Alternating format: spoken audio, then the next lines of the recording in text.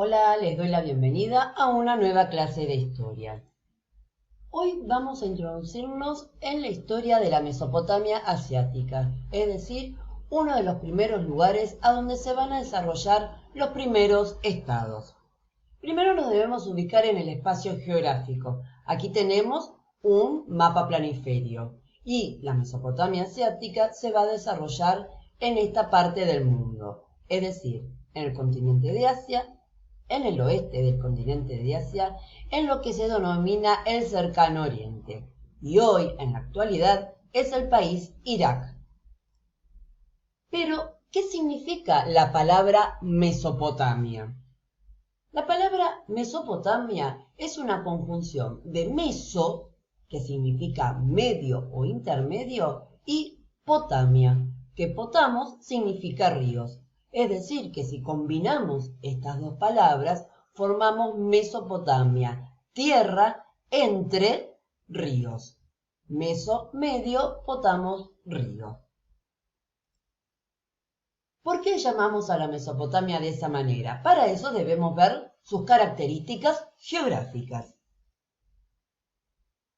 ¿Cuáles van a ser estos ríos en el cual se van a desarrollar los pueblos de la Mesopotamia? Entre los ríos Éufrates y el Tigris, y como decíamos, en el continente de Asia, al oeste del continente de Asia, es decir, en lo que se denomina Cercano Oriente.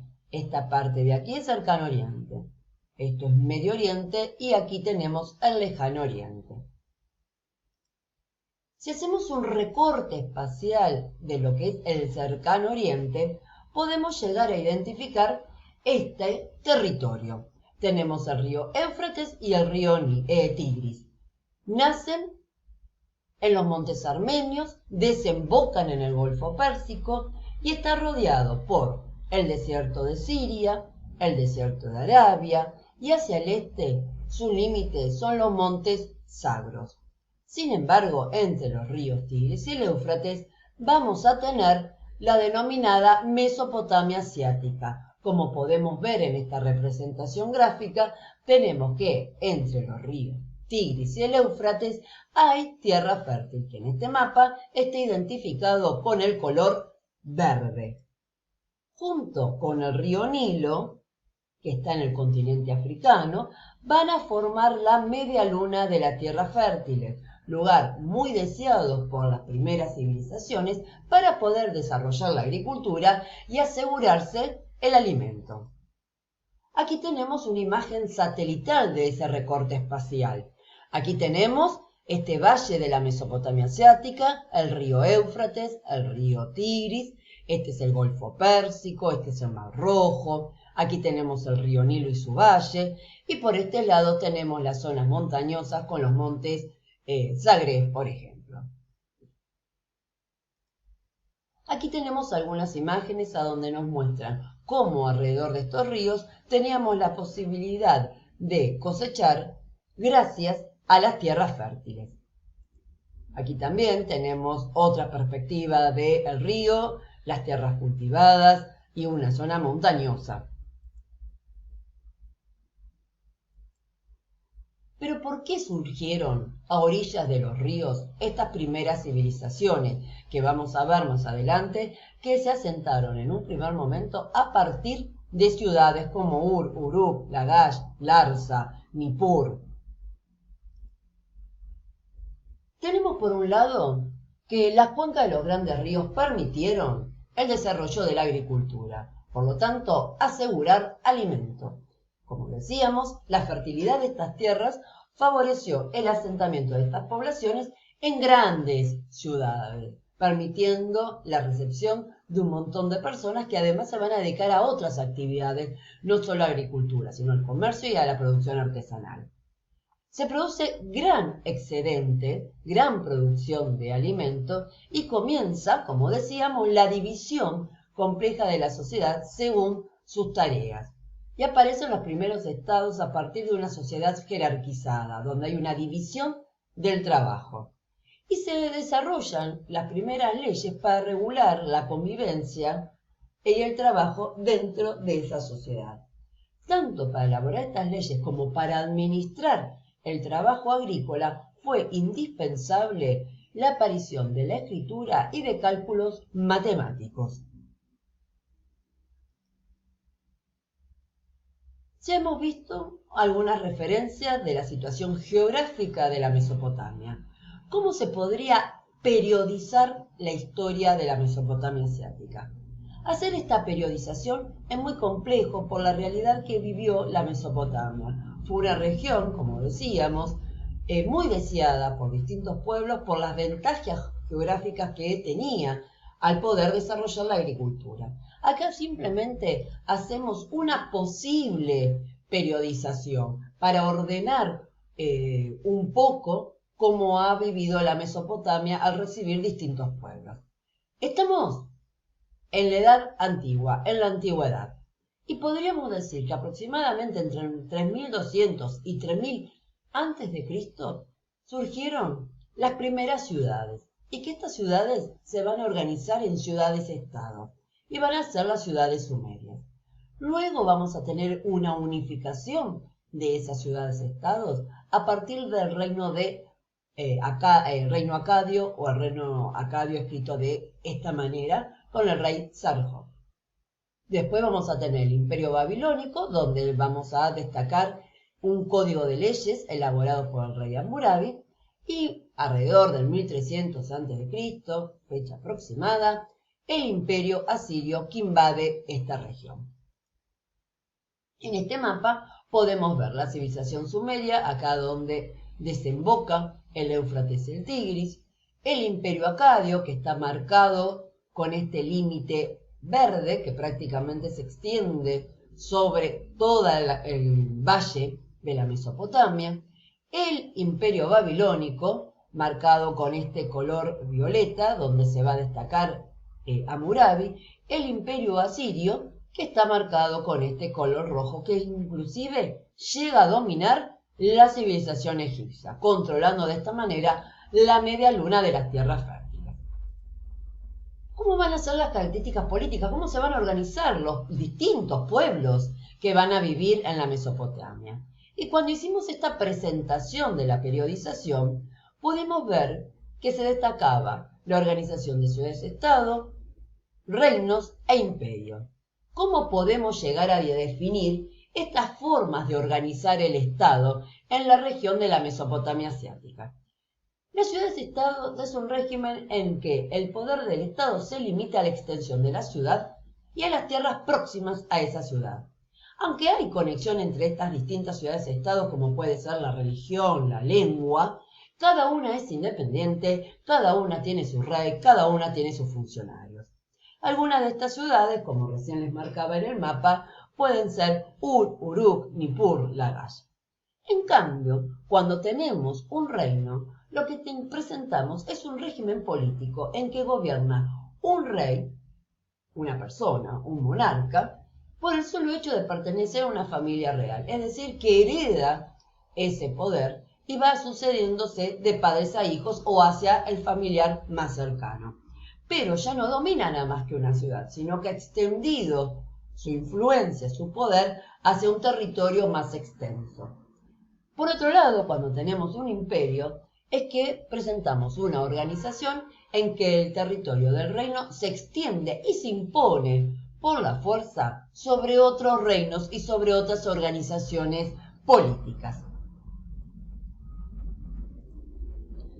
Acá tenemos una representación de una ciudad mesopotámica, en este caso la ciudad-estado de Ur.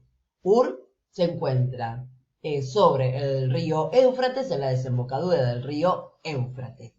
Entonces vamos a ver en esta representación que un elemento clave para esta ciudad es justamente el río.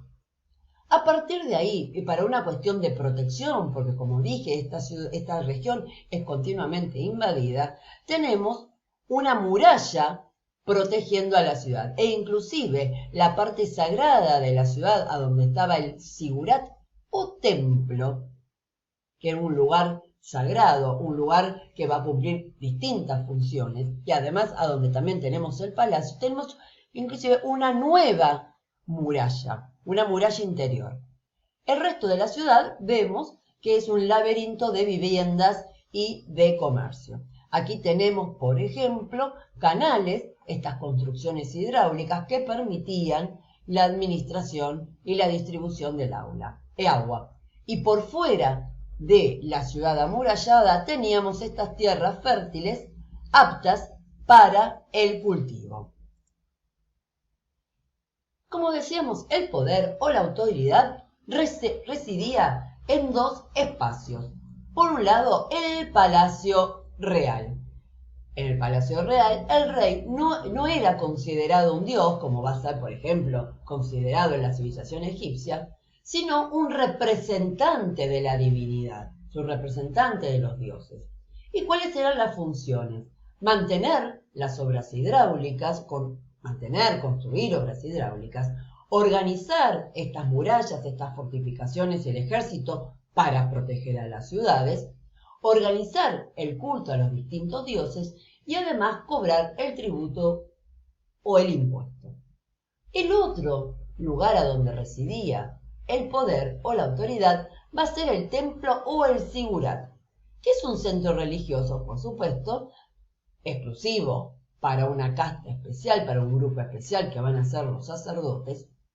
Va a ser un centro económico porque se deposita o se almacena el excedente de la producción para ser administrado luego por estos sacerdotes, y también va a ser un centro cultural.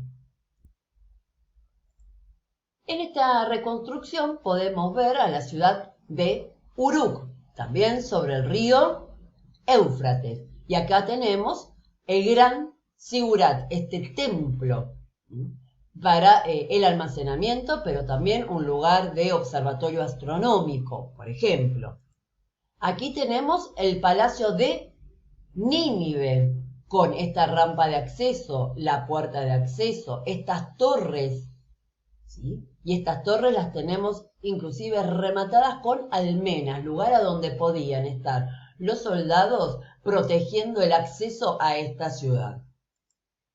Aquí tenemos los toros alados protegiendo la entrada, y aquí tenemos una puerta de acceso a la ciudad de Babilonia llamada la puerta de Istar. Istar era una diosa que mide aproximadamente 15 metros de altura y formaba parte de esta muralla interior de la ciudad de Babilonia.